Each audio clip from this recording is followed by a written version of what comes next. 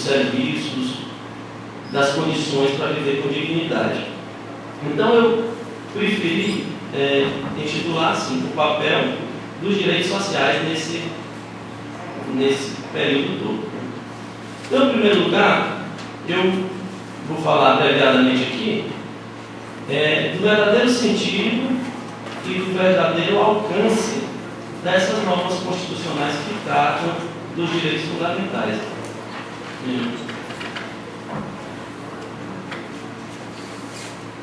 Quando a gente lê o artigo 6º da Constituição, nós encontramos lá que é direito de todos, né? Moradia, saúde, educação, trabalho. Então, vem na nossa mente a indagação, esses direitos todos aí, o que significam, né? Até que ponto esses direitos são exigíveis? Eu diria o seguinte, que eles são de plano exigíveis. O Dr. Meton nos demonstrou aqui claramente, né, que os direitos fundamentais, eles são, que incluem os direitos sociais, eles são um conjunto de valores que orientam a conduta do administrador público, orienta a conduta do membro do Ministério Público, orienta a conduta do juiz, do legislador. Então, sempre que estivermos diante de uma situação em que esse valor se nos mostre presente, nós temos que optar pela solução que melhor atenda a esse valor. Então realmente uma forma peculiar de se exigir um direito, de se fazer valer um direito, mas é plenamente exigido o direito fundamental, mesmo em se tratando de direito social. Então eu recordo aqui o artigo 1º e o artigo 3º da Constituição. O artigo 1º diz que o Brasil é um Estado democrático de direito e tem como fundamento a soberania, a cidadania, de que eu destaco a dignidade da pessoa humana, os valores sociais do trabalho e da livre iniciativa e mais pluralismo político.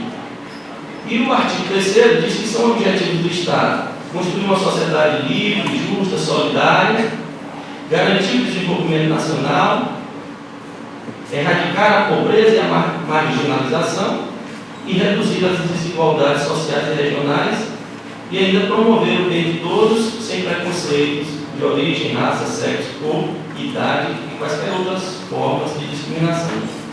Então, analisando esses dois artigos, a gente percebe claramente que todos eles convergem, quer dizer, o fundamento do Estado brasileiro.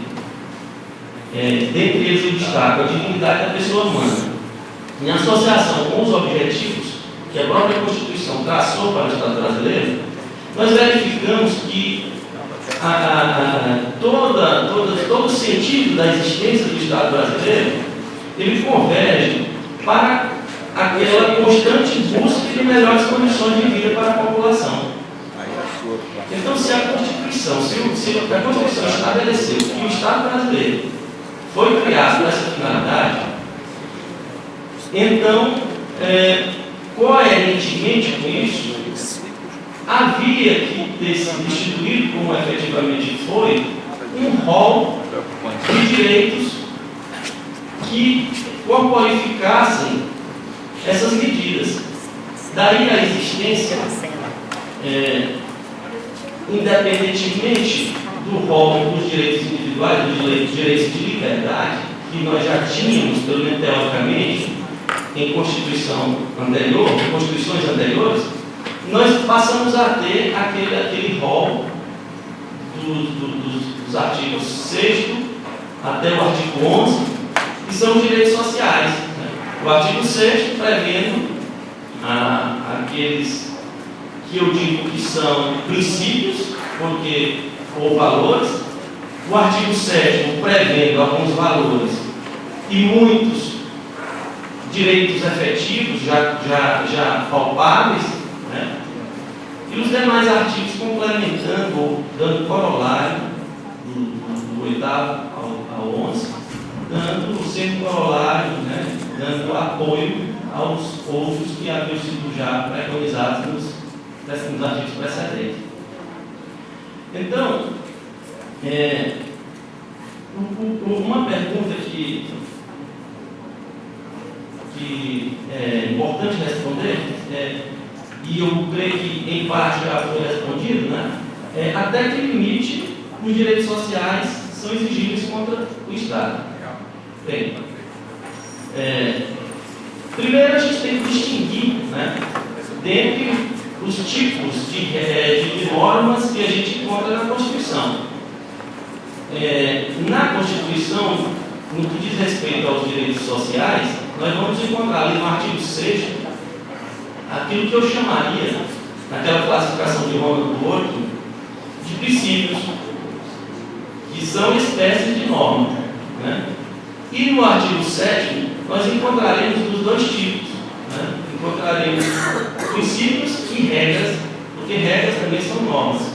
Então, a diferença entre os princípios e as regras é que os princípios, eles são como que valores, são como que estándares, são como que orientação a ser seguida incessantemente, a ser perseguida incessantemente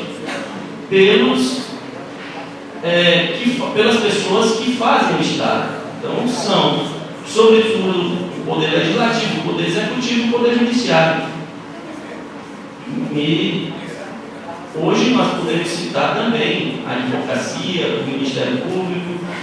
Todos eles têm que trabalhar orientando sua conduta, seu trabalho, sua atuação nos direitos consubstanciados com os princípios que estão ali na Constituição. Então, o que pode haver com relação a um princípio é que, numa eventual situação, ele possa estar se chocando com outro princípio, né? Então, como resolver isso que, se fosse entre leis, nós chamaríamos antinomia, né? Esse conflito? Bem, eu creio que já é matéria bem explicada, talvez até pelo professor Edilson Farias aí para todos vocês, mas a solução é aquela, né, de ponderação dos valores, né, para o caso específico. Então, se nós temos um valor se chocando com o outro, por exemplo, o trabalho e o princípio da livre iniciativa,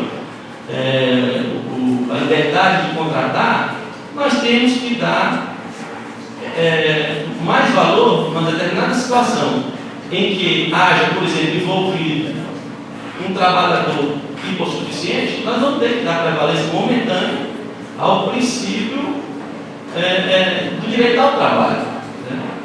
E o princípio do direito ao trabalho, só para não deixar passar em branco, eu dou, por exemplo, aqui o princípio do direito ao trabalho, e eu chamo o princípio do direito ao trabalho aquele que está no artigo 6º, junto com moradia, com saúde e outros vários. Ele não é direito a um trabalho, ele é um complexo de normas que vão, no seu conjunto, assegurar esse trabalho. Então, nós vamos ter eventualmente uma estabilidade de emprego para o trabalhador numa situação peculiar, né? Tipo aquele trabalhador, por exemplo, que está representando a sua categoria. Nós vamos ter uma dificultação para a despedida injusta, como política para assegurar os postos de trabalho, para dar mais segurança ao trabalhador. E vamos ter uma série de outras medidas e outras normas que, no seu conjunto, aqui vão se configurar como o direito ao trabalho. Então, nós não temos assim uma quantidade estanque de normas